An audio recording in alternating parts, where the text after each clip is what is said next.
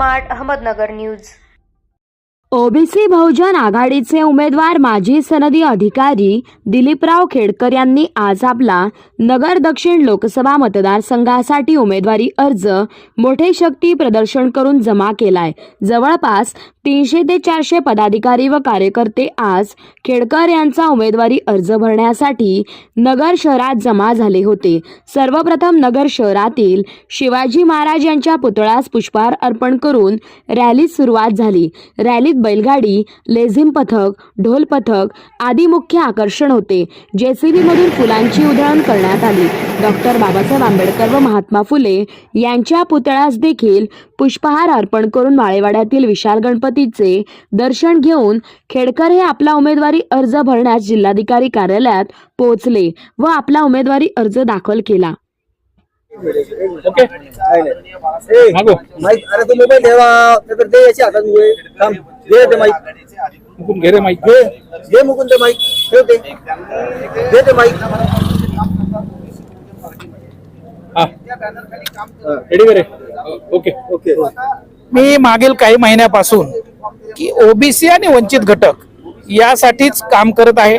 विशेषतः आपल्या भागातला जो काही गरीब शेतकरी आहे, जो पाण्यापासून वंचित आहे, जो ऊसतोड कामगार आहे, ज्याच्या हातामध्ये कोयता वर्षानुवर्ष तो कोयत्याने ऊस तोडतोय, म्हणजे तो काय भटकंती करतोय, हे थांबवण्याच्या दृष्टीने मी महत्वाचं काम करणार आहे। सगळ्यात महत्वाचं म्हणजे या भागाला पाणी आणणं, कायमस्वरूपी पाणी आणणं। त्याच्यामध्ये गोदावरी आणि कृष्णा खोरे या दोन्हीकडून, काही भागाला गोदावरी, काही भागाला कृष्णा खोरे, तिथून आपण पाणी आणू शकतो। दुसरी गोष्ट की ऊसतोड कामगार जो आहे तो यांचं जीवन अत्यंत त्रासदायक आहे, क्लेशदायक आहे। हे थांबवण्याच्या दृष्टीने जर पाणी त्या ठिकाणी आलं तर त्यांना ऊस तोडायला जायची गरज नाही। आणि तिसरा जो काही महत्वाचा मुद्दा आहे रोजगार निर्मिती। अत्यंत अनेक तरुण या ठिकाणी रोजगाराविना निराश झालेले आहेत। त्या निराशामधून काही व्यसनाकडे पण वळताना दिसतात आणि ते झाल्यामुळं, रोजगार नसल्यामुळे त्यांचे लग्न होतानाही दिसत नाहीत। म्हणून तरुणासाठी इंडस्ट्री जी आहे शहरामधली किंवा नवीन इंडस्ट्री आपल्या भागामध्ये आणणं, प्रत्येक तालुक्याला एमआयडीसी करणं, औद्योगिक वसाहत करणं, मोठे जे काही गावं आहेत, उदाहरणार्थ समजा मोठा देवी असेल, इकडचं भगवानगड असेल, असे जे काय आहे, जसं रांजणगावचा विकास झाला तशा पद्धतीने त्या भागाचा विकास करण्याच्या दृष्टीने माझे प्रयत्न असतील। याचबरोबर ओबीसी आणि मराठा आरक्षण जे आहे, ओबीसीच्या आरक्षणामध्ये मराठांनी जे काही अतिक्रमण केलेलं आहे ते थांबवण्याच्या दृष्टीने माझे त्या ठिकाणी प्रयत्न असणार आहेत। त्याचबरोबर शिक्षण असेल, आरोग्य असेल, तुमचं महिला सबलीकरण असेल, शेतकऱ्याच्या शेतीमालाचे प्रश्न असतील, असे अनेक प्रश्न आहेत। त्या सर्व प्रश्नासाठी ते सोडवण्यासाठी मी अहोरात्र प्रयत्न करणार आहे। याच्यामध्ये माझा प्रशासनामध्ये असलेला अनुभव, मी गरिबीतून आलेलो असलेलं पुढं शेतकऱ्याचा मुलगा, जे काही ग्रामीण भागातल्या ज्या काही समस्या आहेत आणि त्या समस्या प्रशासनामधून कशा सोडून घ्यायचा याचा मला अनुभव असल्यामुळं निश्चितच या दोन्ही उमेदवारापैकी मी सरस उमेदवार आहे। आणि त्यामुळंच ओबीसी आणि सर्व वंचित घटक आज माझ्या पाठीमागे मोठ्या संख्येने उभे राहिलेले आहेत। मी त्या सगळ्यांना आपल्या मार्फत धन्यवाद देतो की आपण आज मला उमेदवारी भरताना जो काही मोठ्या प्रमाणात प्रतिसाद दिला त्याबद्दल मी आपला खूप खूप आभारी आहे। असंच आपलं जे काही मतदानातून आपण आपली शक्ती दाखवून दिली पाहिजे आणि या प्रस्थापितांना आपली शक्ती दाखवल्यानंतर यापुढे ते आपल्याला जे कवडी किंमत देत आहेत तर ते तसं होणार नाहीये। सर्व पक्ष आपल्याला एक सन्मानाची वागणूक देतील। म्हणून मला माझी सगळ्यांना विनंती आहे मतदारांना की आपण कुठल्याही गोष्टीचा विचार न करता, एक तुम्हाला कधी नाही येतो चांगला उमेदवार मिळालेला आहे, दोघात तिसरा आणि दोघालाही विसरा, याच्यानुसार तुम्ही मला भरभरून मतदान करा अशी माझी सर्व मतदार बंधू भगिनींना हात जोडून विनंती आहे। धन्यवाद।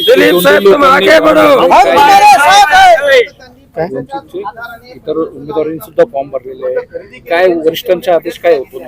नाही, याच्यामध्ये फॉर्म भरण्याचा प्रत्येकाला त्या ठिकाणी हक्क आहे। या ठिकाणी मला असं वाटतं की निश्चित आकडा माहित नाही, पण 60-70च्या वरती अर्ज भरलेले आहेत। आणि याच्यामधून जो काही संबंधित पक्ष असेल किंवा जो काही उमेदवार अपक्ष जरी असला तर तो व्यवस्थित विचार करतो आणि याच्यातून माघारी घेतले जातात। मला असं वाटतंय की खरं तर असे 3च उमेदवार त्या ठिकाणी फायनली राहतील। याच्यामध्ये 2 जे काय आहेत, सुजय विखे, दुसरे निलेश लंके आणि तिसरा माझा अर्ज असेल। आणि याच्यामध्ये की मी एक मोठा जो काही प्रतिनिधित्व असणारा समाज आहे त्याचं प्रतिनिधित्व करतोय। आणि नाही म्हटलं तरी आता सध्या जे काही संपूर्ण महाराष्ट्रामध्ये जे काही चित्र आहे ओबीसी विरुद्ध मराठा, ओबीसीच्या उमेदवाराला कुठल्याही गावामध्ये प्रवेश दिला जात नाही, अपमानितपणे वागणूक दिली जाते, त्यांच्या विरोधात अनेक वेगवेगळ्या पद्धतीने दबाव गट तयार केला जातो. वंचित कडून 2 फॉर्म भरले जात आहेत, काय नेमका वरिष्ठांचे आदेश होते? वंचित कडून 2 फॉर्म जरी समजा कोणी भरलेला असेल तरी त्याच्यामध्ये AB फॉर्म ज्याला असे मिळेल तर तो फायनल होणार आहे. त्याच्यामुळे मला नाही असं वाटतं की काही त्याच्यावर परिणाम होईल.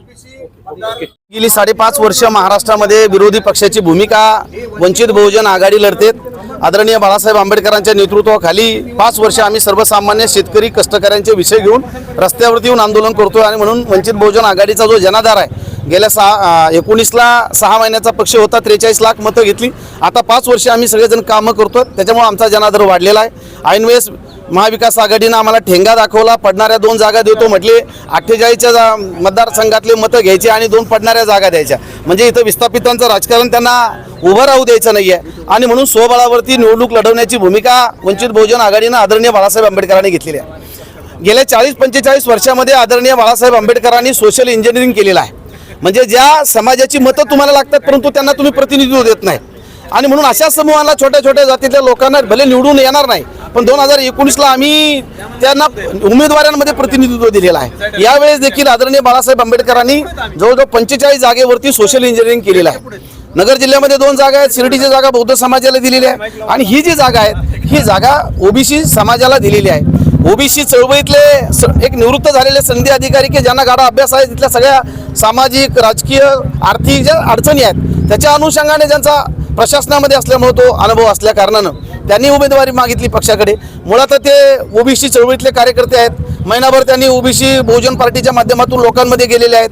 आज अधिकृतपणे आदरणीय बाळासाहेब आंबेडकरांच्या सहीचा AB फॉर्म दिलीप खेडकर या उमेदवाराला जोडला गेलेला आहे आणि म्हणून ते आज वंचित बहुजन आघाडीचे अधिकृत उमेदवार आहेत आणि सोबत इथं जे काही ओबीसी बहुजन पार्टी आहे ती देखील त्यांच्यासोबत आहेत. आम्ही सगळे मिळून या समाजामधला जो उपेक्षित, शोषित आहेत, जो विस्थापित आहेत, अशा सगळ्यांची मोठ बांधून मुसलमानांना महाविकास आघाडीने एकही जागा दिली नाही, बौद्धांना एकही जागा दिलेली नाही राज्यामध्ये. त्याच्यामुळं या प्रस्थापित पक्षाच्या विरोधामध्ये प्रचंड मोठ्या प्रमाणामध्ये अनरेस्ट आहेत आणि तो तुम्हाला निवडणुकीच्या माध्यमातून दिसून येणार आहे.